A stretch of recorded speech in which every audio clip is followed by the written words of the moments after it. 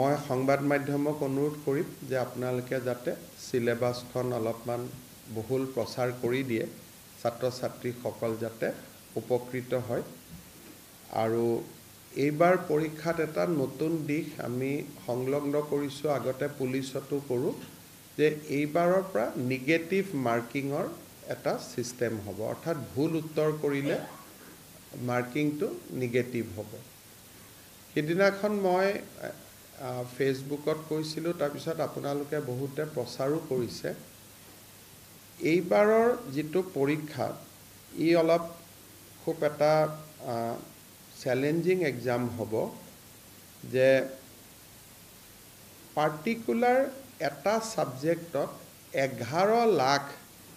পৰীক্ষাৰ্থী পৰীক্ষা দিব আমি যেতিয়া মেট্ৰিক পৰীক্ষাও পাতো হাইয়েস্ট আমাৰ ক্যান্ডিডেট হয় 5 লাখ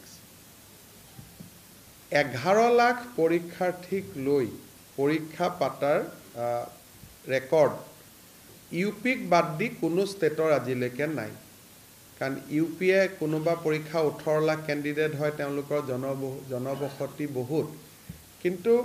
অসমত 11 লাখৰ কোনো পৰীক্ষা আজিলৈকে কেতিয়াও কোনেও অনুষ্ঠিত কৰাৰ প্ৰয়োজনীয়তা অহাই নাছিল এইবাৰ আমি নিযুক্তিত এটা দিশ আছিলে যে এইবাৰ আমি ফিজ লোৱা নাছিলো অৰ্থাৎ পৰীক্ষা দিয়াৰ কাৰণে কোনো ফৰ্ম ফিল আপৰ কাৰণে কোনো মাসুলৰ প্ৰয়োজন নাছিলে সেই কাৰণে নাম্বাৰটো বাঢ়িলে দ্বিতীয়তে ফাৰ্স্ট পৰীক্ষাটোত যেটো এটা মানুহে ট্ৰান্সপাৰেন্সি দেখিলে স্বচ্ছতা দেখিলে যে দুখীয়া লৰা ছোৱালীয়ে নিযুক্তি পাইছে হিউ প্ৰেৰণা যোগালে তাৰ ফলত 11 লাখ ক্যান্ডিডেট হৈ গল মই ইমান আশা কৰা নাছিলো পৰীক্ষা পতাটো আমাৰ বাবে এটা খুব চ্যালেঞ্জ হ'ব ডিসি সকলেও সেন্টাৰ কৰিব পাৰিব নোৱাৰিব তেওঁলোকেও যথেষ্ট কষ্ট কৰিব লাগিব যি নহক আমি আগবাঢ়ি গৈ থাকিম আৰু সময়ে সময়ে যি ডেভেলপমেন্ট হয় আপোনালোকক জনাই থাকিম পুলিচ শিক্ষক বা হেলথ ডিপাৰ্টমেন্টত প্ৰবলেম নাই প্ৰবলেমটো অকল এই গ্ৰেড 3 আৰু গ্ৰেড 4 ৰ পাৰ্টিকুলাৰ দুটা সাবজেক্টতে আছে আমি আজি আপোনালোকক মই নিমন্ত্ৰণ কৰিছিলো আপোনালোকৰ মনত আছে যে 2021 চনত মই যেতিয়া প্ৰথম মুখ্যমন্ত্ৰীৰ দায়িত্ব লৈছিলো সেই সময়তে ঠিক 10 মেত মই দায়িত্ব লৈছিলো আৰু তাৰ এসপ্তাহৰ ভিতৰতে এসডিজি গোলৰ ইনডেক্সখন প্ৰকাশ পাইছিল আৰু সংবাদ মাধ্যমে এক প্ৰকাৰ ক'ব গলে প্ৰথম সপ্তাহৰ পৰাই আৰম্ভ কৰি দিছিলে যে এসডিজি গোলত আমি কেনেকে পিছ পৰি ৰলো তেতিয়া মই আপোনালোকক বুজাইছিলো যে আমি পিছ পৰা নাই আমি এটা ক্ৰম বিৱৰ্তমান পৰিবেশত আছো আমি আগবাঢ়ি গৈছো কিন্তু এজ ইউজুৱেল এটা পাৰসেপশন এটা ক্ৰিয়েট কৰা হৈছিল যে আমি পিছুৱাই গৈছিলো আৰু তেনেকৈ বাতৰি কাকত সমূহত বা সংবাদ মাধ্যমত নিউজ গল অপজিশনে ৰিয়েক্ট কৰিলে কিন্তু তেতিয়াও মই কৈছিলো যে মই অত্যন্ত আশাবাদী মানুহ অসমে সুযোগ পালে সময় পালে অসমে আকাশ চুব পাৰে লাহে লাহে আমি ভাল কৰি গৈ থাকিম আমি পেছিমিষ্টিক হ'ব নালাগে আমি আশাবাদী হ'ব লাগে আৰু অসমে সকলো কাম কৰিব পাৰে অসমৰ মাজত সেই ক্ষমতা আছে এটা আপোনালোকক মই জনাব খুজিছো যে যোৱা কালি নীতি আয়োগে এসডিসি যেটো এসডিসি সাস্টেইনেবল ডেভেলপমেন্ট গোলৰ ইন্ডিয়া ইনডেক্স 2023-24 তেখেতসকলে প্ৰকাশ কৰে আৰু অল ওভাৰ দা কান্ট্ৰি আমাৰ যেটো পইণ্ট আছিলে 57 আছিলে ইন্ডিয়া এজ এ হোল 71 লৈকে আগবাঢ়ে অৰ্থাৎ আউট অফ 100 নাও ইণ্ডিয়াৰ score card is 71 risen from 57 অৰ্থাৎ 57ৰ পৰা ভাৰত 71ত গৈ ভৰি দিলে সেইটো হল that was a snapshot of যে প্ৰধানমন্ত্ৰী নৰেন্দ্ৰ মোদী ডাঙৰীয়াৰ নেতৃত্বত দেশখন কেনেকৈ আগবাঢ়িছে তাৰ এটা স্ন্যাপশ্বট এতিয়া মই আপোনালোকক অসমৰ এছডিজি গোলৰ ওপৰত মই ক'ব খুজিছোঁ 2016ত প্ৰথমতে Assam was the first state government to adopt sustainable development goal এটা as agenda of the government যে আমি আমাৰ সৰকাৰ পৰিচালনাৰ যেটো প্ৰেৰণা স্ৰোত হ'ব সেই প্ৰেৰণা স্ৰোত হ'ব to achieve the sustainable development goal 2016 যেতিয়া আমি ইয়াক আৰম্ভ কৰোঁ ভাৰত চৰকাৰে প্ৰথম 2018 ফাৰ্স্ট অ্যাসেসমেন্টটো তেওঁলোকে ৰিলিজ কৰে যে ৰাজ্যখন কেনেকুৱা বা কোন ৰাজ্য কেনেকুৱা পজিশনত আছে 2018 যেতিয়া এই ৰ্যাঙ্কিং আৰম্ভ কৰে তেতিয়া আপোনালোকে ম্যাপখনলৈকে চাওক Assam was in red মানে অসম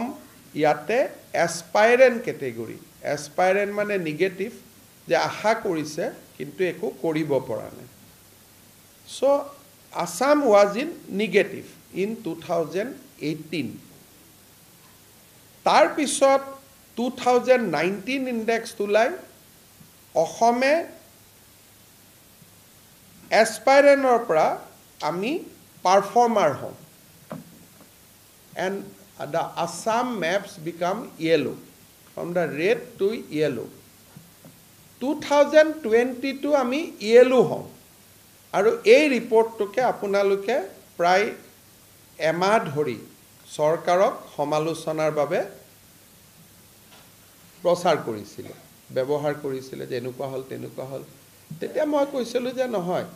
সোণোৱাল সৰকাৰৰ দিনতো আমি ডেভেলপ কৰিছো from the red আমি হালধীয়া হৈছো এতিয়া যোৱা কালি যি এছডিজি ইনডেক্স উলালে we become green তাৰমানে now we become the front runner state so Assam journey started with aspirant category state হিচাপে আমি আমাৰ জাৰ্নি আৰম্ভ কৰিছিলো আমি পাৰফৰ্মাৰ হলো আৰু বিশেষকৈ কোভিডৰ সময়ত এই অ্যাসেসমেন্ট বিলাক কৰা হোৱা নাছিল আমাৰ সৰকাৰৰ 2 বছৰৰ কাৰ্যকালত আমি অসমক পাৰফৰ্মাৰৰ পৰা we took Assam to front ranking state অৰ্থাৎ এতিয়া অসমৰ স্কোৰ কাৰ্ড বা অসমৰ যেটো পজিশন সেই পজিশনটো এতিয়া ভাৰতৰ সকলো ষ্টেটৰ লগত আমি এক প্ৰকাৰ সমান হৈ যাব পাৰিলো আমি ফ্ৰন্ট ৰ্যাঙ্কিং কেনেকৈ হলো ফ্ৰন্ট ৰানাৰ কেনেকৈ হলো national SDG index is 71 Assam has also become 71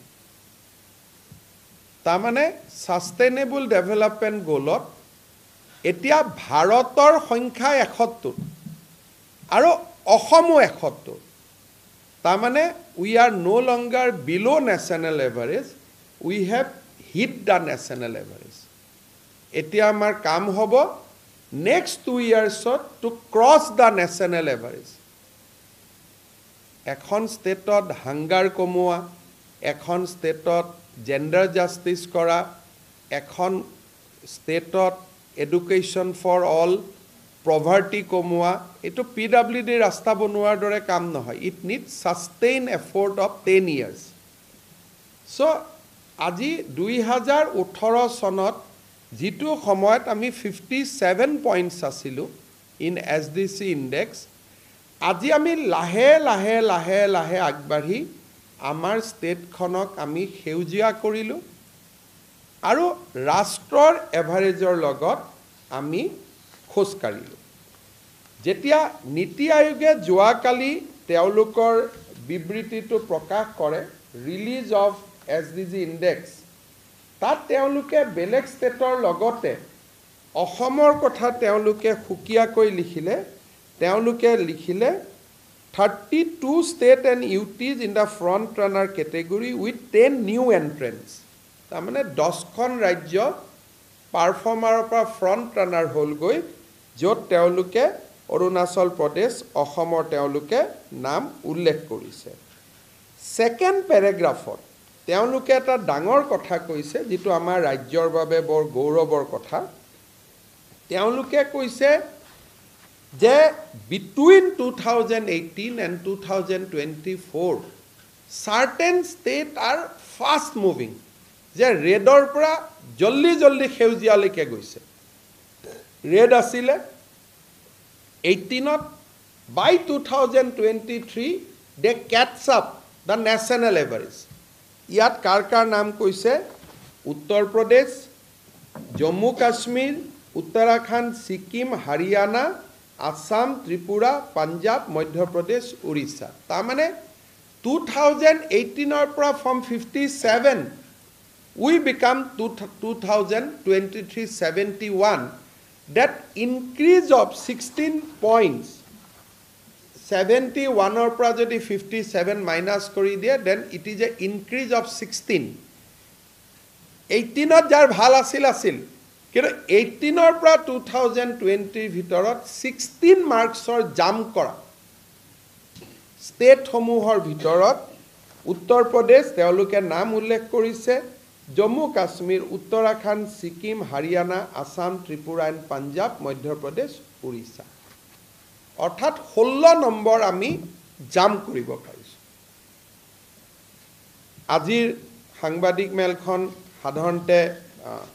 এই নিউজটো যদি আমি ৰেড হৈ থাকিলেহেঁতেন আজি সব পেপাৰৰ হেডলাইন হ'লহেঁতেন আৰু নিজে নিজে আপোনালোকে নিউজটো কৰবাত পাই গ'লহেঁতেন আজি মই আপোনালোকক প্ৰত্যাহ্বান জনাইছো যে স্বদেশ প্ৰেমী অসমীয়া হিচাপে স্বদেশ আৰু স্বজাতিক ভালপোৱা অসমীয়া হিচাপে can this be a headline tomorrow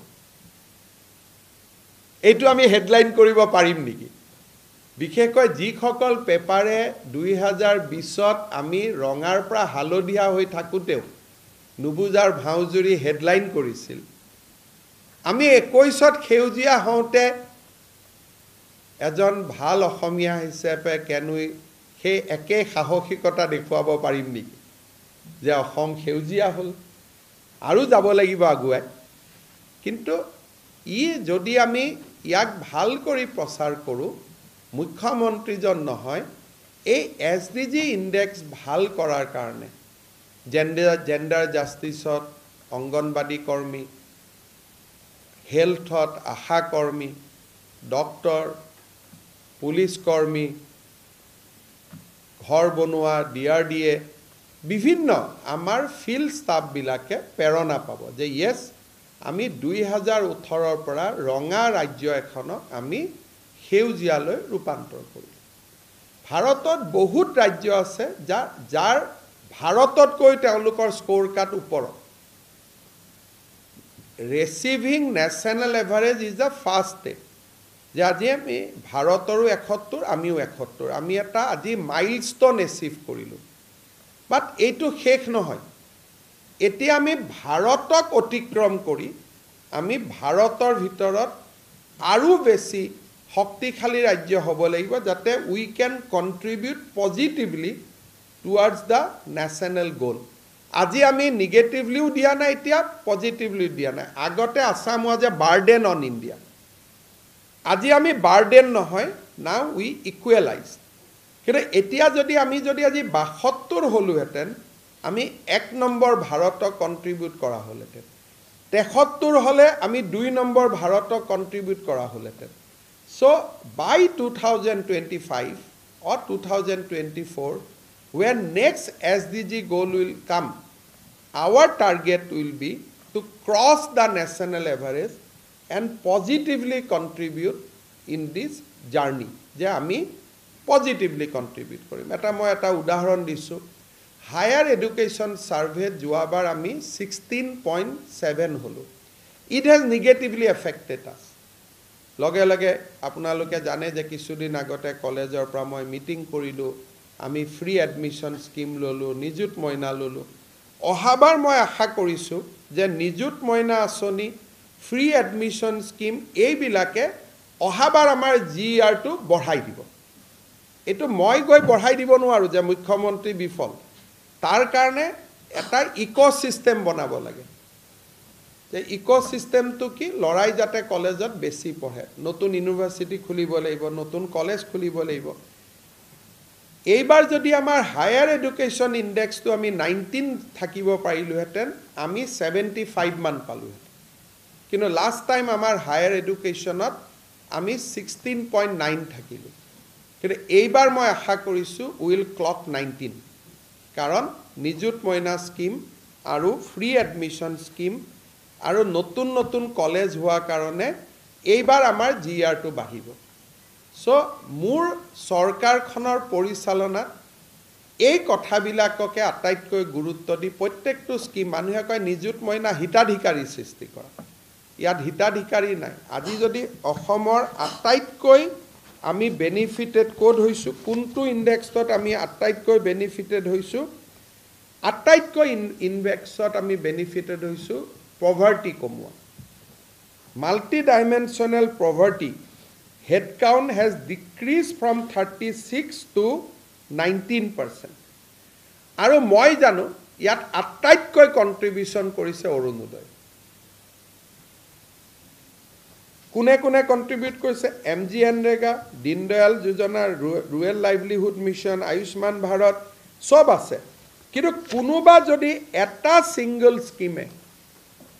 এই মাল্টি ডাইমেনশ্যনেল পভাৰ্টি ৰোধ কৰাত আটাইতকৈ বেছি বেনিফিট কৰিছে, সেই স্কিমটোৰ নামে হ'ল অৰুণোদয়। যেতিয়া এখন ৰাজ্যত 27 লাখ পৰিয়ালে মাহৰ 10 তাৰিখে 1250 টকা পাব, বিনা পইচাৰ চাউল লগত থাকিব, এনৰেগাত কাম কৰাৰ সুবিধা পাব, পভাৰ্টি অট'মেটিক কমিব। আজি আমাৰ নীতি আয়োগৰ ৰিপৰ্টত ওলালে যে অসমত পভাৰ্টি 36% পৰা 19%লৈ হ্ৰাস পাইছে। আপোনালোকে বা বিৰোধীয়ে হিতাধিকাৰী বুলি কৈ থাকিলে আৰু আমি তাক